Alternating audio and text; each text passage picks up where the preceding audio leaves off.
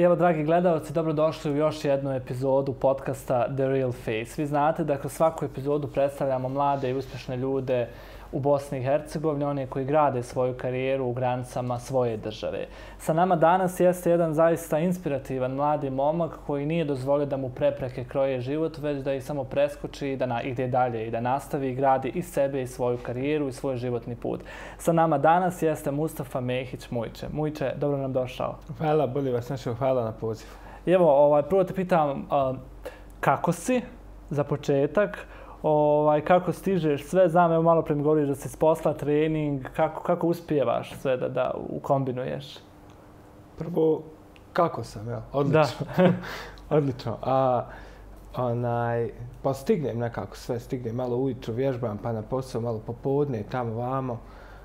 Sve u granicama normale. Uglavnom, stiže se sve. Ali se uskladi sve. Naravno. Evo, u nekom neformalnom razgovoru ja sam ti istakao kako izgleda podcast, čega ćemo se sve dotaći, tako da ćemo negdje na početku odmah krenuti od tih nekih tvojih dječjih dana i svega onoga što si ti bio u mladosti i što si sada, i kad se sjetiš nekog svog, da kažem, ranog perioda osnovne i srednje škole, da li si razmišljao da ćeš danas postati ovo što jesi i da ćeš ostvariti ovolikih uspjeha? Ma ne, apsolutno.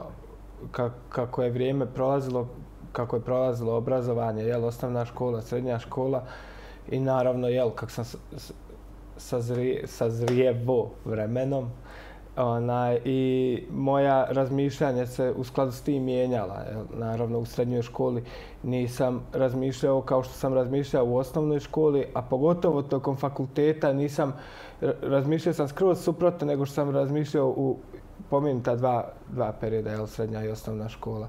Međutim, moj put je malo, kako da kažem, neplaniran bio, desio se, jer sam ja nakon osnovne škole koju sam završio u Gračanici upisao srednju školu u Sarajevu, to jest tačnije u Centru za slijepu i slabovidnu djecu, jer sam ja u tom periodu bio slabovidan.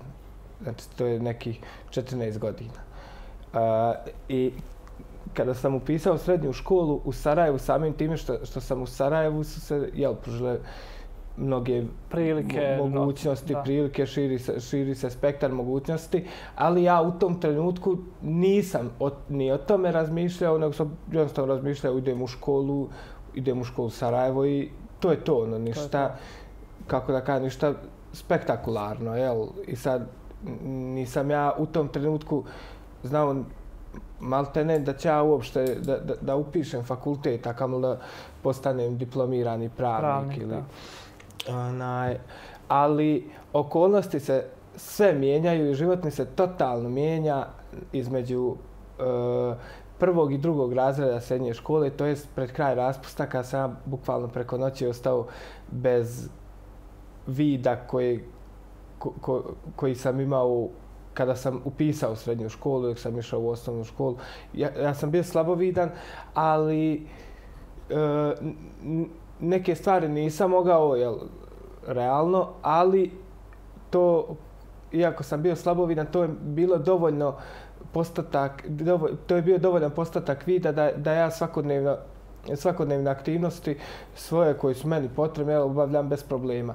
Međutim, tog avgusta 2012. kada sam ja imao 16 godina, moj život se preko noći promijenio. Preko noći sam izgubio vid, što znači da se sve preko noći promijenilo, da mi se život okrenuo za 180 stepeni. I kako se osjećao u tom momentu, u tom trenutku kad zapravo, na primjer, evo kažem, jedan dan otprilike vidiš, kažeš sam imaš taj neki postotak koji ti je dovoljno bio da određene životne aktivnosti možeš da izvršavaš i onda sutradan ustaneš i shvatiš da zapravo se i to izgubilo.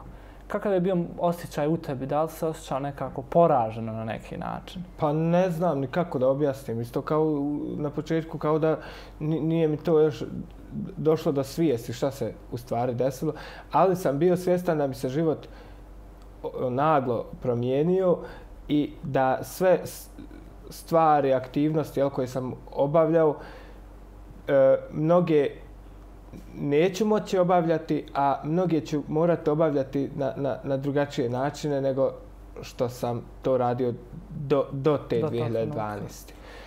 I Koliko ti je trebalo ovo vremenski da se nekako privikneš? Pa bio sam u strašnoj depresiji koja je trajala možda okvirno do godinu dana, jel, ne konstantno s tim intenzitetom, ali dok nisam sam ustao, izveo bijeli štap i izašao na ulicu i da hodam i da učim i da tu godinu dana mogu reći da sam bio u popriličnoj depresiji. Jesi li možda upravo ti tu godinu dana skupljao neku hrabrost da nekako izađeš na ulicu? Pa ne znam, jesam skupljao hrabrost ili nisam ni razmišljao o tome, nego sam jednostavno samo jedan dan presjekao, ne može više ovako, mora.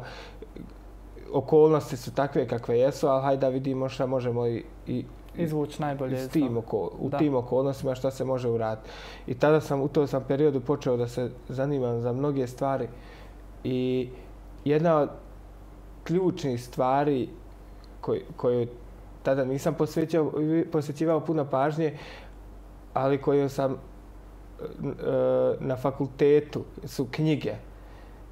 Knjige su, pa ako ne najviše, onda jedan od elemenata koji je najviše doprinio da ja oblikujem svoj svijest, svoje ponašanje, svoju ličnost, jel? I mislim da su knjige i nepravda, pogotovo jer sam ja bio osoba sa invaliditetom i nepravda prema marginaliziranim skupinama društva su me nekako natjerale da, pod navodnicima, jel, natjerale, nije mi niko natjerale, da upišem pravni fakultet. I kada sam završio srednju školu,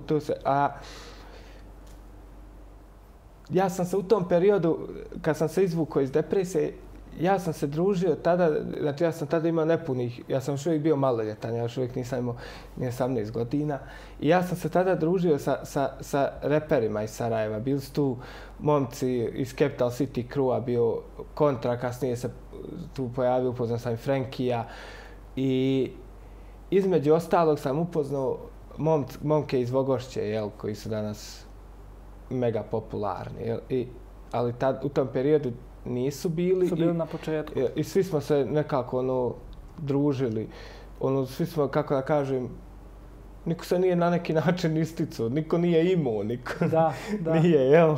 Svi ste bili I ja sam s njima se družio i oni su dosta doprinijeli, jako puno doprinijeli da ja nekako tu depresiju prevaziđem i da počnem normalno, jel, pod navodnicima normalno da živim, funkcionišem, radim, školujem se, šta već. A evo koliko sam kažeš, prijatelji su ti pomogli da izađeš iz depresije, koliko je zapravo važna uloga i porodice i prijatelja kada se neko nađe u jednoj takvoj situaciji? Bez obzira da li ti si zaista neko ko svojim primjerom pokazuje da je stvarno moguće fantastične rezultate ostvariti bez obzira na sve, ali evo koliko je važna bila uloga prijatelja i porodice u nekom tvom sazrijevanju, čitavom tom procesu prihvatanja? Pa apsolutno je važna, čak ja bih rekao i ključna, porodica i okolina, ali primarno porodica, a okolinu bih stavio na drugo mjesto, ali ne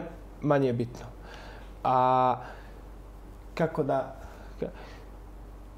Važna je podrška porodice i meni je bila važna podrška porodice i podrška prijatelja, ali to čovjek koji se s takvo nekim situacijama suoči, mora iznijeti sam. Mogu drugi ljudi tu biti potpora i podrška, jel, na bilo koje načine, ali čovjek koji se suočio s konkretnim problemom kao što sam ja, s gubitkom vida, da pojednostavim, da ja nisam htio sam nešto da uradim, ne bi meni pomogla ni 100 porodica, ni 1.000.000 prijatelja, ali kako da bilo je najvažnije nekako da ti sam sa sobom zapravo. Da sam sa sobom i ja ako hoću, ja ću se izboriti sa problemom bez bilo čije podrške, ali to ide teže i težim putem ali iako je bilo lakše, ja mislim da je opet to bilo do mene kao što je i do bilo koga drugog ko se suoči sa istim ili bilo kojim problemom. Da, podrška je tu u jednom trenutku dana, ali opet drugi dio dana smo mi sami koji se nekako ja stanem sam u svojoj sobi, ali legnem sam u krevet. I to je ono što mi... Ja sam sa svojim mislima i sa svojim problemima. Ali evo ti si nekako uspio sve to da se izboriš sa svim time i dolaziš na pravni fakultet Univerziteta u Sarajevu. I kako je izgledao taj period? Moram to malo prije samo da završim. Zašto je to važno? Jer dok sam se ja družio s momcima iz Vogošće, to je trajalo par godina i ta su Đala i Buba i repali i polako postajali popularni, sve popularniji i popularniji. I prije nekih 10 godina bio u Vogošći jedan kafić u sklopu kojeg je bio i muzički studio, tadašnji Red Eye Vision, koji je Đala pokrenuo i gdje se snimalo i tako. I tu se svašta počelo raditi, svašta počelo dešavati to. I ja sam nekako vidio koliko je tu sati, ali nije me u potpunosti osvijestilo.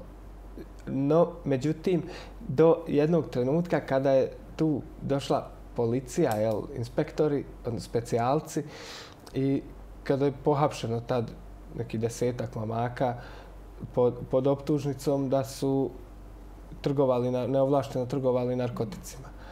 I to je u stvari u tom trenutku, a ja te godine upisujem pravni fakultet. Znači, taj se događaj desio i ja ću, možda 15 dana poslije toga je upisni rok na Univerzitetu u Sarajevu i kada se desio taj događaj, to je meni bila konačna, kako da kažem,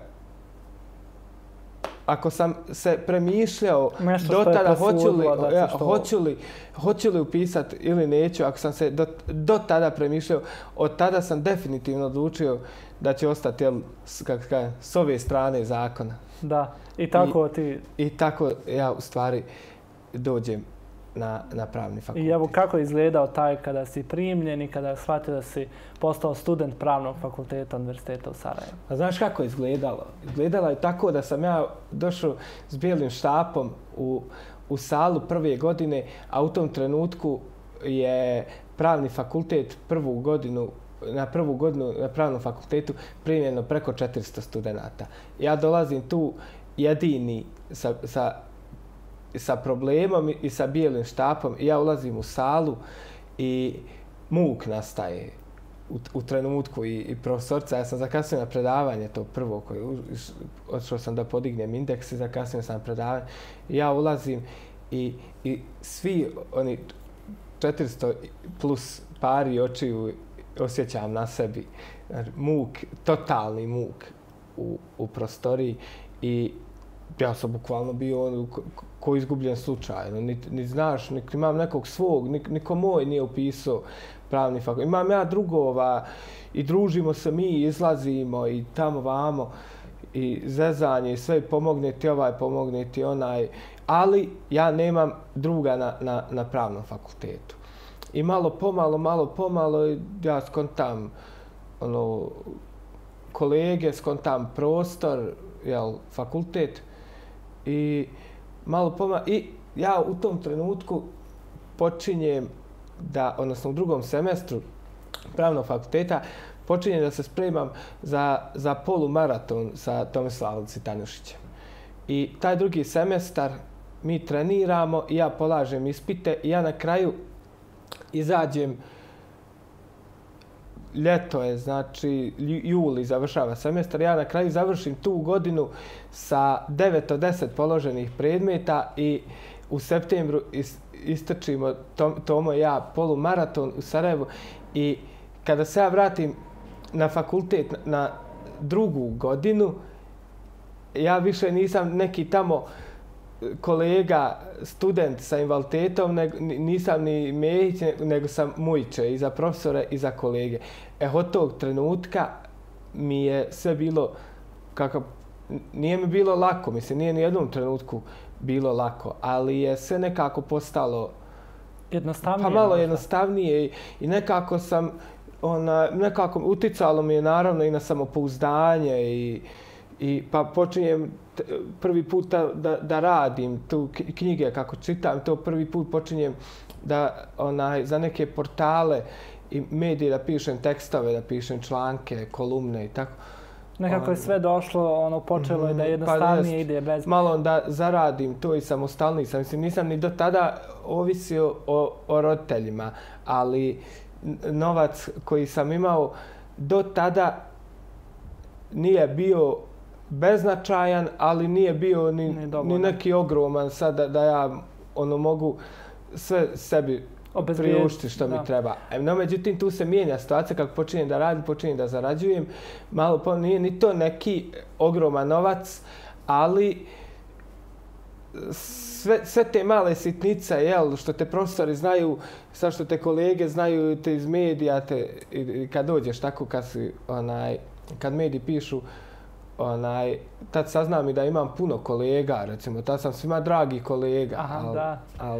Na početku je to bilo drugačije, ali ti si spomenuo upravo i taj polumaraton koji si trčao sa Tomislavom. Kako si došao na ideju da se prijaviš? Odakle ideja za sport? A i to je duga priča. A samo da ovo da završim. I htio sam samo reći da sve te sitnice, i što te ljudi znaju i što možeš sebi priuštiti neke stvari lakše ti bez da ovisiš o bilo kome, prvenstveno o roditeljima. Meni je nekako sve to davalo i na samopouzdanju i sve da bi to lakše i podnio i na kraju završio pravni fakultet. A polumaraton sam ističao tako što sam poznavao jednu novinarku sa portala kliks.ba, Lejla Čolak. Ona nije više u Sarajevu, ona ne živi više u Sarajevu i Bosni i Hercegovini. I mi smo se neki spletom okolnosti poznavali. Ona je intervjusala Đalu, tada dolazila gore u Vogošću. I tako sam se upoznali. I ja sam u to vrijeme, u tom periodu, pogotovo kraj srednje škole, početak fakulteta, htio da treniram skok udalj. I u koji god klub da se prijavim, učlanim, gdje god da odem s koji god trenerom, svi nekako imaju predrasude prema meni kao podcjenjivački nastup. Ne možeš ti, kako ćeš ti skakat udalj. A ja skakao 6 metara udalj. I mene to iznerviralo i povrijedilo. Iako mi je samopouzdanje raslo, nije to opet bilo u onoj mjeri da te situacije ne izbace iz takta i pogode. I ja sam se njoj javio, nešto dopisivalo se, ja sam njoj počeo da žalim i ona je rekla, predložila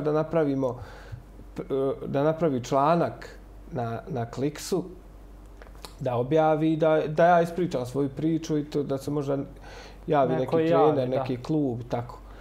I sjećam svako bio je april 2016. Jeste, 2016. Znači prije 8 godina. I baš smo bili na svirci nekoj. Đala i Buba su pravili svirku. Čini mi se tadašnje My Face na Wilsonovom i mi smo se iskupili. Nas je bilo jedno 30, Vogošća, moji drugovi, tako. I tu noć u klubu izlazi taj članak. I ja sam to pustio, hajde, izašao, super. I kroz par dana ja kući leži nešto bez veze za kunju, zaspu, kad probudi me telefon, evo meni bilo krivo, probudi me telefon, zaspu. Ja se javi predstavi se kad Tomislav Cvitanušić. To je meni bilo poznato, ali Tomislav Cvitanušić, ali ne mogu nigdje da smjestim, ali poznato mi zvuči ime. Tako ja se bavim sportom, planinarim, alpinizam, triatlon, maraton i to. Kad ja za tebe imam jednu ideju da se nađemo i da ti ispričam, može naravno. I ja ispomjerah ovaj stup. Ništa, sve okej. I mi kada smo se našli, on je meni rekao, ja nisam trener za skok udalj, ja te mogu pomoći da treniraš skok udalj, ali ja imam prijedlog da ti i ja istrčimo sarajevski polumaraton. To je znači bio april, a polumaraton je u septembru. Kao jesi li za? Ja nisam ni razmišljao, on mi rekao za, apsolutno. I tako smo on i ja počeli trenirati 3 puta sedmično otprilike prosjeku i za tih par mjeseci sam uspio da se spremim za polumaraton i istrčali smo ga, ne mogu da se sjetim, ali čini mi se, polovina septembra je uglavnom bila 2016. Od tog događaja moj život se opet mijenja, ali u pozitivnom smjeru. Koliko ti je to uticalo na samopouzdanje kasnije? To mi je uticalo, to je jedna od stavki koja mi je u tom periodu možda i ponajviše uticala na samopouzdanje, jer u mojim okolnostima da je samo u 4 godine razlike to da ležim u sobi depresivan i da mislim da od mog života nema ništa i da generalno od života nema ništa, do toga da ja hodam ulicom, recimo za vrijeme Sarajevo film festivala, i da meni prilaze i Sarajlije i ljudi van BiH, i meni je to bilo u tom trenutku, ja imam 20 godina, nerealno i golemo. Da. A evo kad si ističao polumaraton, i kad si zapravo shvatio, evo ko što sam kaže, kad si shvatio koliko ti je to promijenilo na neki način život, jesi li pomislio u trenutku, sad stvarno ništa nije nemoguće, sve se može ostvariti ako se dovoljno radi i vjeruje? Pa nisam ni razmišljao o tome nekako, nego sam jednostavno radio stvari i započinjao stvari za koje sam znao da mogu, o kojima uopšte nisam morao ni razmišljati mogu li ja to. Mislim, nije mi da mi je ponudio Tomislav možda da upravljam avionom, o tome bi možda razmislio mogu li ili ne mogu. Ali ako mi ponudi da trčim ili u fakultet, mislim, ako ima mogućnost da se školujem, da se obrazujem i ako postoje iole kvalitetna sredstva koja meni pomažu pri tom školovanju, kao što su laptop, telefon, govorni program i to, ja ne vidim nijedan razlog zašto ja to ne bih iskoristio. Da. A evo koliko ti je za vrijeme studiranja bilo teško i da li je bilo neke situacije kad si razmišljao da odustaneš? Možda zbog nerazumijevanja kolega, profesora ili možda zbog toga što nije bilo dovoljno materijala prilagođenog za Pa ja iskreno nemam primjedbe na pravni fakultet, na osoblje. O kolegama bi se dalo diskutovati zato što, kao što sam malo prije pomenuo, nas je prvu godinu upisalo preko 400. I 100 ljudi, 100 ljudi. Što se tiče kolega, možda sam se susretao i sa jednom i drugom krajnošću. I od apsolutnog nerazumijevanja do apsolutne podrške. Bilo je svega, imao sam i svoje društvo i to. Bilo je raznih situacija. Ali što se tiče osoblja, generalno osoblja na pravnom fakultetu, ja apsolutno nemam nikakve zamjerke. Meni niko nije olakšavao, nego su se profesori, asistenti i ostalo osoblje trudili da ja radim isto što rade i drugi studenti, samo na način koji je meni prilagođen. Ako ja ne mogu da pišem, mislim, logično, ne mogu da radim test pisani, ali ako postoji opcija da ja radim test na laptopu ili usmeni, meni niko ništa nije olakšao, nego su mi ljudi samo pomogli, izašli u susret da drugačije odradiš isti zadatak. Da dobijem isti produkt i da bude sve isto, samo drugačiji proces. drugačije, da. I što se tiče apsolutno pravnog fakulteta, generalno, mislim, kažem ti, što se tiče kolega, ali to je isto, sad kad pričamo o kolegama, isto kao da pričamo o odnosu ljudi na ulici. Na ulici, da, naravno. To je ali što se tiče, kažem, samog fakulteta i osoblja na pravnom fakultetu, svi profesori, ne bih nikog sad da nabrajam, zato što, iako ih sve nabrojim, vjerovatno će nekog izostaviti, ali ja sam njima svima zaista zahvalan i oni su bili krajnje korektni prema meni. A evo, nakon što ste izašao i u javnost i što je zapravo javnost i vidjela i opazila, da li su počeli da se javljaju dječaci, djevojčice također koji imaju neki vid, odnosno koji su osobe s invaliditetom, da traže neki tvoj savjet? I koliko je tebi to zapravo bilo značajno kad te neko pita za savjet?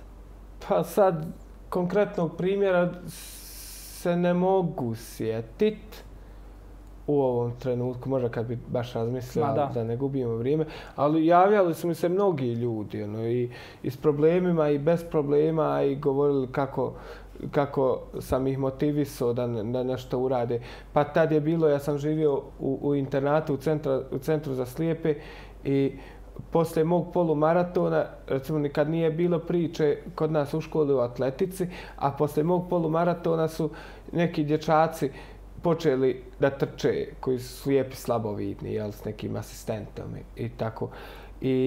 Ali ono što je meni drago je to što sam ja svojim izlaskom u javnost ne otklonio sve, jer otkloniti sve je jedan ogromni proces, govorimo o predrasudama, da bi otklonio sve predrasude, to je maltene i nemoguće, ali drago mi je što sam bar nekolicini ljudi ili određenoj skupini ljudi koji su čuli za mene, koji su pročitali o meni, što sam njih bar, kako da kažem, uvjerio da bez obzira na probleme i poteškoće ili invaliditet, da čovjek može napraviti neke konkretne stvari kako za sebe, samim tim prvenstveno za sebe, a samim tim i za svoju zajednicu.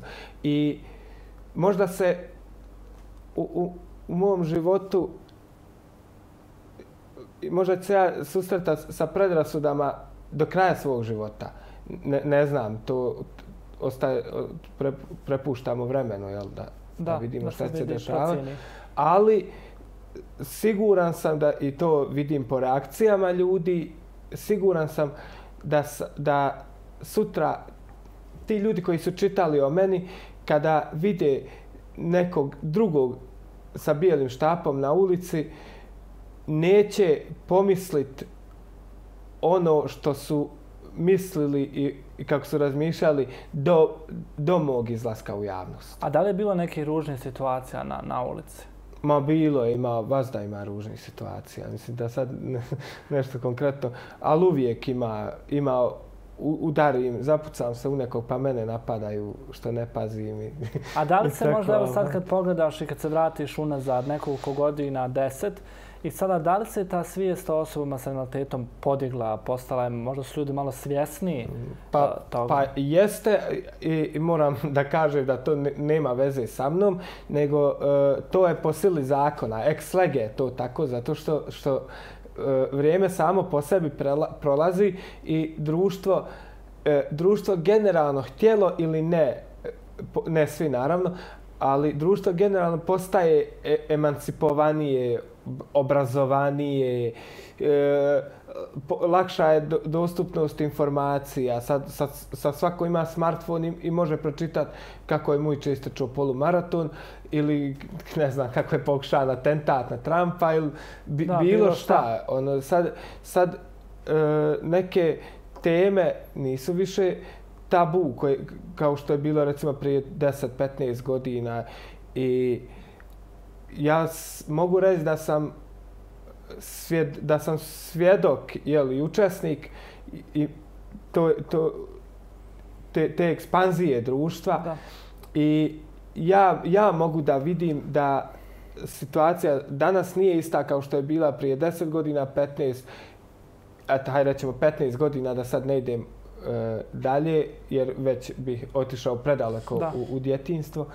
Ali situacija generalno postaje bolja, više putujemo, više se obrazujemo, sve nekako ide nabolje, jel? I samim tim i odnos i mišljenje prema osobama sa invaliditetom, ali nije to samo nisu to osobe sa invaliditetom, nego to u stvari možemo reći marginalizirane skupine društva. Tu može biti osobe sa invaliditetom, ne znam, LGBT, ne znam, povratnici, civilne žrtve rata, migrantska populacija i sve to osobe na margini društva, da.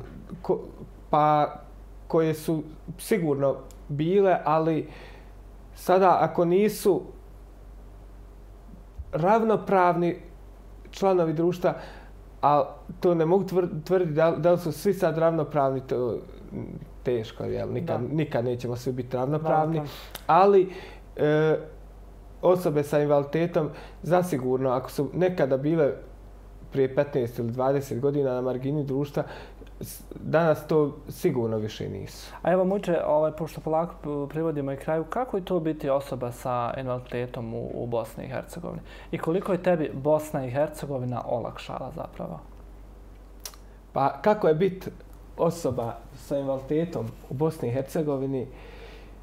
Ja bih to najbolje objasnio jednim primjerom. Ko misli da griješim, i volio bih da neko istraži, ali treba obratiti pažnju na predizborne kampanje i predizborne planove i programe političkih stranaka u Bosni i Hercegovini od završetka agresije 95. odnosno 96. do dan danas. Nijedan politički subjekt, nijedan pojedinac, nijedna stranka, nijedan pokret nikada nisu u svom planu i programu imali nešto za osobe sa invaliditetom, da na neki način daju podršku, da na neki način poboljšaju prava, da ima izuzetaka. Naravno, griješio bih dušu kada bih rekao da je sve crno, nije. Ima izuzetaka kao što je recimo aktuelni načelnik opštine Stari grad Irfan Čengić. Direktno zahvaljujući njemu, osobe sa invaliditetom u Bosni i Hercegovini su osjetili ne sad da kažem spektakularno značajan, ali kakav takav napredak u odnosu na prije 5 godina i unazad. A zašto sam ovo sve ispričao? Zato što poređenja radi. Znači, nikad nisu razmišljali, nijedna politička partija, nijedan politički subjekt nisu razmišljali o osobama sa invaliditetom. A poređenja radi, komunistička partija Jugoslavije nakon završetka Drugog svjetskog rata i nakon formiranja SFRJ ili mijenjala je stalno nazive, ali nakon formiranja Jugoslavije, odnosno zajednice 6 država i 2 pokrajine, Drugi svjetski rat je znači završio 1945. Centar za slijepu i slabovidnu djecu koji sam ja završio 2015.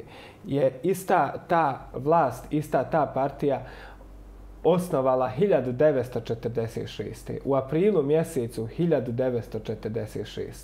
I to je po meni jasan pokazatelj kako je biti osoba sa invaliditetom u Bosni i Hercegovini.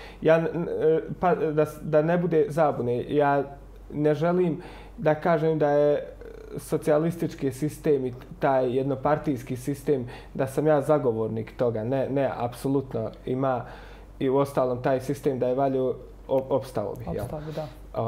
Ali šta želim reći? Želim reći da unatoč i modernom vremenu u kojem živimo i tehnologiji, da je danas Jugoslavija onakva kakva je bila, jel, sa stotinama svojih mana, ali da je danas Jugoslavija, a da postoji i da je pristupačna tehnologija, da lako možemo doći do tehnologije i u tom sistemu kao i u ovom, jel? Da postoji govorni program na telefonu, na laptopu, a da su na vlasti oni koji su tada bili, jel, Tito, ne znam, čuveni Koča, Popović i slični, ja mislim da bi i unatoč stotinama nedostataka takvog jednog političko-pravnog uređenja, ja mislim da bi biti osoba sa invaliditetom bilo neuporedivo lakše nego što je to u ovakvoj, jel, kako je nazivaju, slobodnom i slobodarskoj Bosni i Hercegovini. Evo, Mujiče, obzirom da smo i na samom kraju nekako i ovo sve što si ti nama ispričao i zapravo i ono što mi znamo o tebi je nekako već dovoljna poruka. Ali evo ja hoću da te pitam onako i za kraj da nešto, da sumiramo čitavu tu tvoju priču i šta bi evo ti poručio mlađem sebi, ali i svima koji ovo gledaju. Ja bih poručio da koliko god mi to podcjenjivali, ali ja mislim da za kvalitet osobe, kvalitet života pojedinca, kvalitet zajednice, da sve kreće od obrazovanja. Pri tome ne mislim isključivo na školovanje, nego na cjelokupno obrazovanje, da nekako, jer ja mislim da sve loše što nam se dešava, što dopuštamo, što ne dopuštamo, sve negativne posljedice koje imamo i koje ćemo imati i godinama unaprijed, da sve kreće, loše pravosuđe. Ja sam pravnik i odgovorno tvrdim da nije još apsolutno urušeno, jer kad bi, recimo, pravosuđe se urušilo,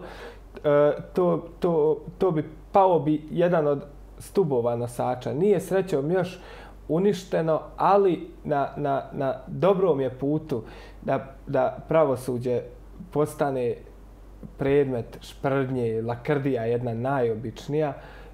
I pravosuđe sam naveo kao primjer, ima još 100 segmenata u našem društvu koji su po meni, jel, katastrofalne, ali šta želim reći, moje mišljenje je zašto se to dešava. Ja mislim zato što smo mi generalno jedno jako neobrazovano društvo. Opet podvlačim, ne mislim isključivo na školovanje, na formalno školovanje, nego na obrazovanje, na čitanje knjiga, na razumijevanje, na promišljanje, na stvaranje nekog moralnog kompasa i da imamo neku... Ja mislim da smo mi na dobrom putu da i čast izgubimo zato što smo neobrazovani. I mislim da je to kancer društva, to što neobrazovani, što bi rekao Marcello, reper iz Srbije, to je kad se hulje gurnu do pročelja. To mi imamo, a to je sve u stvari zato što smo generalno neobrazovani. Kada bi svaki pojedinac radio na sebi, kada bi čitao knjige, završio fakultet ili bilo šta da je doprinio sebi, bilo šta da je uradio da sebi doprinese kao pojedincu, pa i onaj jedan mali postotak. Kad bi tako većina nas radila, ovo društvo bi generalno bilo kvalitetnije i zdravije i ja sam ubijeđen da nam se ne bi dešavale stvari koje nam se dešavaju. Ja mislim da smo mi obrazovani da ni prethodna vlast, ni aktuelna vlast nikada ne bi dobili mandate. Samo da smo mi malo obrazovaniji, samosvjesniji, da više nekako cijenimo sebe i mnoge stvari se prvo ne bi desile, a drugo, kada bi se i desile, ne bi tek tako prošle ispod radara kao što sada prolazi, samo da smo mi kao društvo generalno obrazovani. I stoga bi moja poruka bila: obrazujte se, radite na sebi, na bilo koji način na koji vi smatrate da je dobar i da je adekvatan i kvalitetan, ali poenta je u stvari rad na sebi. Evo, hvala ti Mujiče zaista hvala tebi. Na izdvojenom vremenu. Evo, dragi gledalci, vi ste čuli poruku Mustafe Mehića Mujčeta, radite na sebi jer to je zapravo ključ za svaki uspjeh.